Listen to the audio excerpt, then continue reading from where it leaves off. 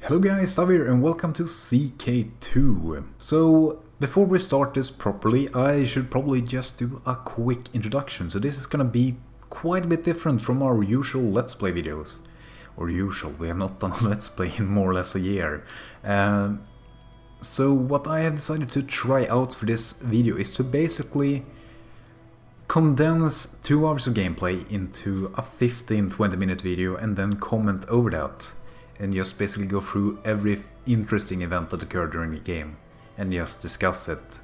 So this is very much going to be a free flow video. I don't have any script or anything, I'm just going off my mind. So if you feel that this is too unorganized, too unstructured, then please tell me so in the comments and I will try to make an effort to improve for our next video. So I decided to go with a quite different start. I decided to start as the chief of Varstin in Slavonia, which is northern Croatia, the more you know. And basically the entire duchy or chiefdom is ruled by this single family, the Senoletovic. And I decided to start as the youngest of the 2 sons. So basically at the top you have the father and under them you have the 2 sons. One being Voinomir, the one I decided to play. So I was not aware that he was a son to the liege. I didn't want to start as a duke, because I like having a bit of a challenge at the start. But it went pretty swell either way. So we have a big ass area at the start of the game, and I really wanted to move north. So if you are gonna build a Croatia, you would typically conquer what is usually a part of Croatia, but I want to do a bit different stuff. I like the ahistorical things you can do in Crusader Kings 2, but this did not turn out too well, as I invaded because I saw that they were in a bit of a crisis, but apparently not enough of a crisis. Here though, they definitely were in a situation where I could attack, as half of their country splintered away from them following... Well, it's pretty interesting actually. So they converted to Christianity, Catholicism to be more concise. And then Transylvania rebelled because of that. And later on, Avaria fell, but Transylvania converted to Christianity. So the entire kingdom fell apart because they converted, and then the guys who rebelled converted either way, so it was totally useless. But I mean, we got more territory out of it, so who am I to complain? But yeah, so we basically marched on to Székesfehérvár. By the way, why is that is a Hungarian name? I am 100% certain that's Hungarian, and the Hungarians are not here. I'm not sure if you can see that. I'm pretty sure I changed that name later on though, but that's an interesting point. And oh yeah, our brother died. I am rambling so much that I missed it, but our brother died, and so I am not much of a role player typically, but I decided to actually name my son after my brother. I felt it was just a nice thing to do, to remember him by, or something. Not sure if it's much to remember. But that meant that we were actually now in the lead to inherit the throne. As much of a throne that you can get in a chiefdom. So that was pretty swell. I mean, our brother died, but yeah, I was pretty happy about that. And so, just as we pushed through for Székesfehérvár, our liege joined in the war and actually took the county before us, but as it turned out, that was fine, because he died like just a couple of days later, so we still inherited everything, and now we single-handedly ruled Slavonia, just 6 years into the game, with no scheming at all. So I was pretty happy about that. Very nice. Very good. And then I decided to finally expel the Avarians. I really wanted to control everything west of the Danube. I wanted to try to build such a natural border as I could. At least for now. I mean eventually we are going to conquer the world. That's just how it is. And as the Variants had completely collapsed at this point, things went pretty great, pretty easily. We could just conquer county after county. Starting with Székesfehérvár, then Vassal, then Pex, finally culminating in the conquest of Fajer a couple years later. That was now under control of Transylvania, so they had managed to like reorganize the Avarian remnants, but they were still not that organized. We were basically fighting a bunch of tiny armies.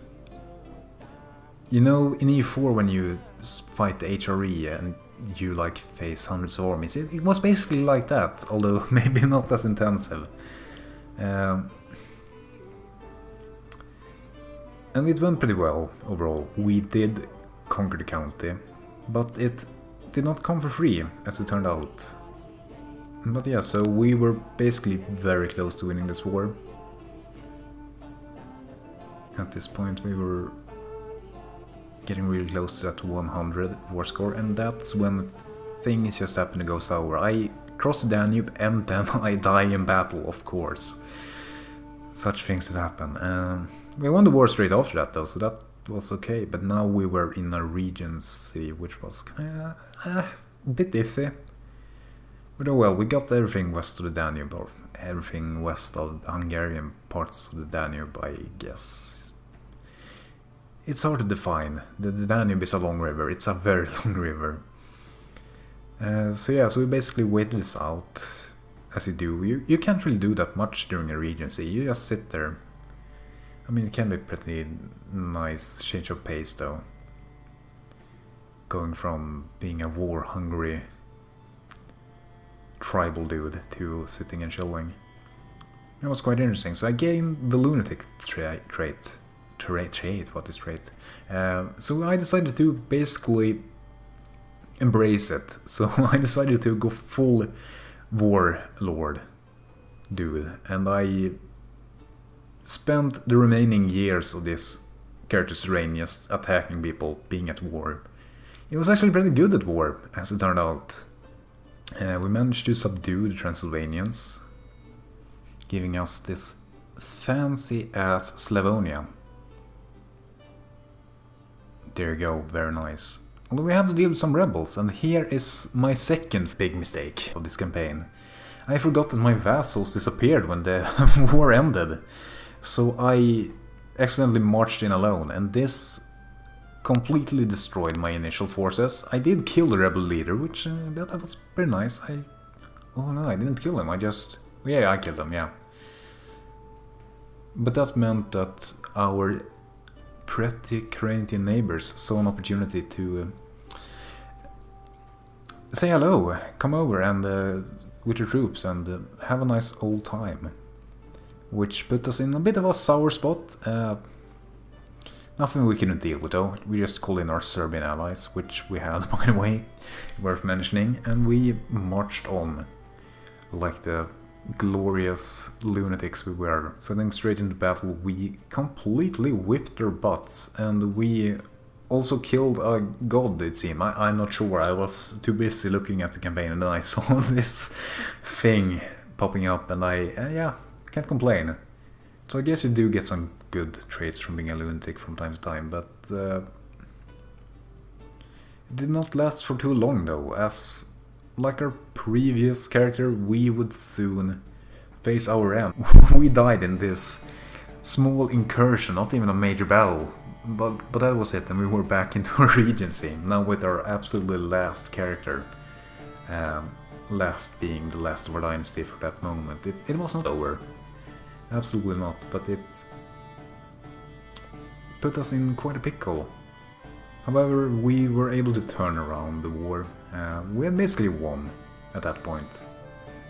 However, our people were not particularly happy with us, especially our marshal. As I tried to impress him at first, I thought that it was just a temporary thing.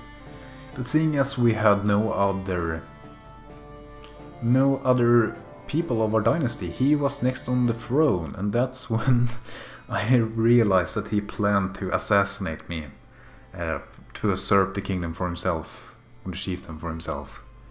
And you know that we can't just have that stand, so I organized my troops. I was still not old enough to imprison him, but we were getting there, so we need to be 16 before we need to be 16 to end the Regency, and we were 15 at the time.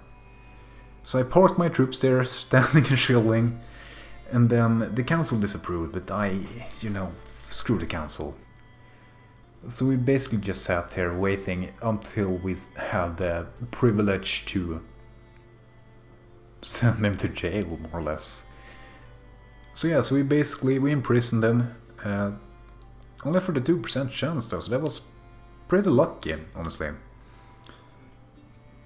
And as we good thing notice, he did not have any sons, so we simply executed him, and that made us the one sole ruler of Slavonia, or as good as the one sole ruler. We still had a 2-county vassal, and I decided to move my court to his old capital just to show it in his face. And also a fun thing, as my wife was still not that old, I decided to take some concubines, gotta get those baby numbers up, and that was when I noticed that he had some sisters hanging around. And of course, when he has sisters, I also realized that he had a wife chilling in my court. So the ultimate payback. Oh. This is wrong on so many levels, goddamn. Either way, we later on conquered Carantania.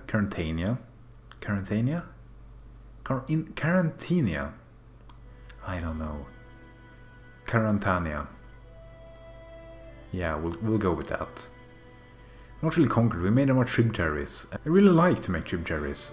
Having an extra source of income is nice. It's nice overall. And since we were pretty young, this meant that we would have this tributary for a pretty long ass time, as long as nothing too bad happened to us. So another fun fact for you. I was checking around the characters, and I just had this realization that I had I had 8 children, 7 of which were boys.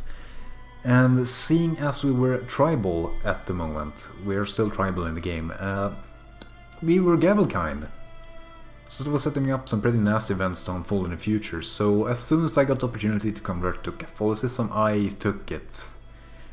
I did not really hesitate. So it was kind of nice to witness the new events that they have made for conversion. So previously, if a missionary appeared at your court and you embraced their presence, you could simply convert to Christianity. Now what happens is that the entire realm becomes Christian. It leads to this entire event chain that is pretty cool overall. So as you can see, you get this really grandiose event, the conversion of Slavonia. This is a new beginning for the people, and it increases tribal organization, which was pretty nice. That meant that I didn't have to push through the law. And we had this really wicked event show up just after it. So we got the courtship plan from Bavaria as a token priest, I don't know. But he encouraged me to make a name change, to adopt a more proper Catholic name. And so I took it because I thought it would be cool to see what it was all about, and it actually lets you change the name of your character. So they're basically just a bunch of Bible names throughout it. I'm not sure Constantinople is a Bible name. It's a Christian name, absolutely. But I went with Isaac because it appeared and I thought that it sounded nice. And so yeah, not long after that we went ahead and actually turned Slavonia into a proper kingdom. Finally. So there you have it. That's basically where we're at the campaign. So if you like this concept and you want to see more of it, then please tell me what you want me to do next. I have still not played any more of the campaign and I would really much appreciate your suggestions. So that's pretty much all of it for now. So thank you guys so much for watching. You have a great day and I'll see you soon.